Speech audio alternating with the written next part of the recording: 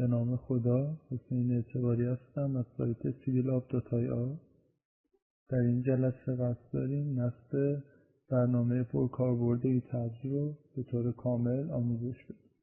اگر از سایت ما دانلود کرده باشین احتمالاً چنین فایلی روی سیستم شما خواهد. کافیه روی اون کلیک باز کنیم و اکسترکت رو بدیم. چنین فایلی ایجاد خواهد شد. روی اون کلیک میکنیم و فایل ستاپ را اجرا میکنیم.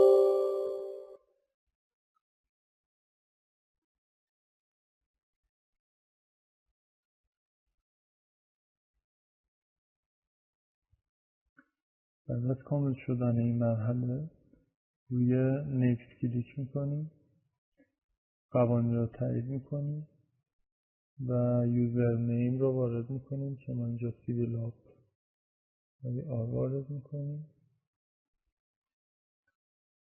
محلی که میخوایم نرم افزار توی اونجا نصب بشه رو وارد میکنیم که ما سی پروگرام فایل کامپیوتر اند استراکچر رو انتخاب کردیم و این اینستال رو میزنیم.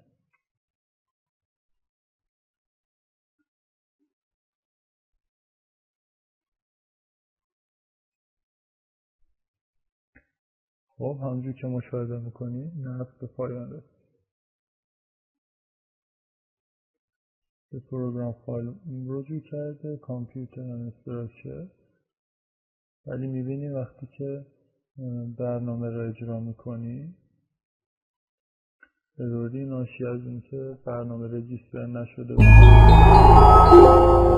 اینطور که میبینیم. خب پس ما نیاز داریم به کرک برنامه. روی همون فایل اکسترکت شده کلیک میکنیم، کرک رو اکسترکت. در این لحظه بهتره که آنتی ویروس یا فایروال شما کاملا خاموش باشه. روی کیگن کلیک کرده در محل CSI نصبش. خب از شما یک کدی میخواد. در این مرحله کافیه که به محل نصب نرم افزار بریم، یعنی پروگرام فایل کامپیوتر اند استراکچر و فایلی به نام echoid.exe رو اجرا. در اینجا یه کدی به ما میده به نام لاکین کد 1. ما با 5 حرف آخر اون کار داریم. با استفاده از کلید ترکیبی کنترل C رو کپی میکنیم و در اینجا با استفاده از کلید ترکیبی کنترل D پیست میکنیم و اینتر رو میزنیم. خب در اینجا تاریخ ها را به شما میده و شما آخرین روزا میخواد که ما 23 رو وارد میکنیم و اینتر. آخرین ماه رو میخواد، یعنی ماه حاضر که 11 رو وارد میکنی و اینتر رو. و نکته اینجاست که باید از این سالی که از ما میخواد یک سال بیشتر وارد کنیم، یعنی 2017 و اینتر رو میزنیم. اینجا 4 رو زده و اینتر میزنیم،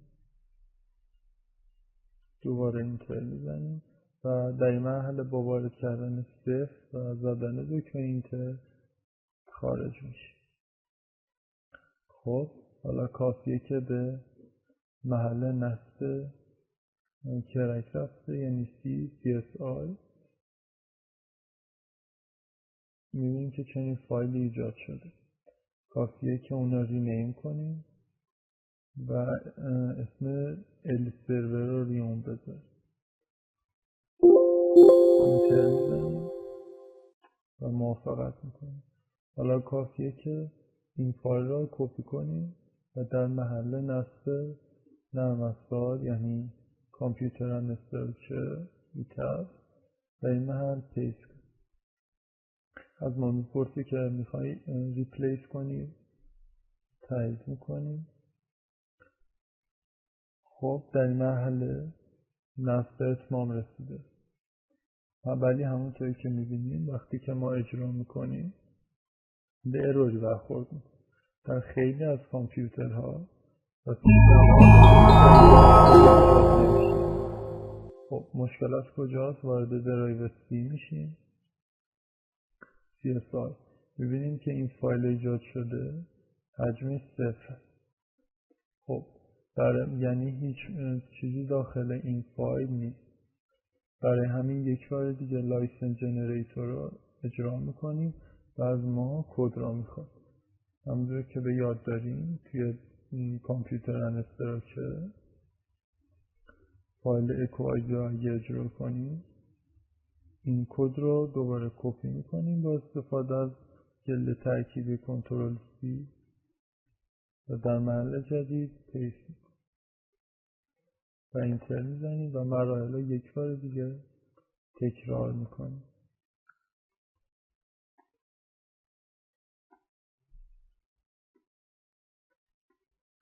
خب حالا به محل نصب کرک میگیم، میبینیم که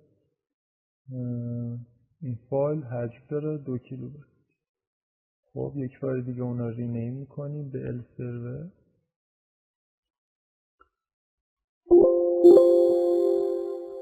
خب فقط کافیه که این فایل رو کپی کنیم در محل نصب نرم افزار ایتر.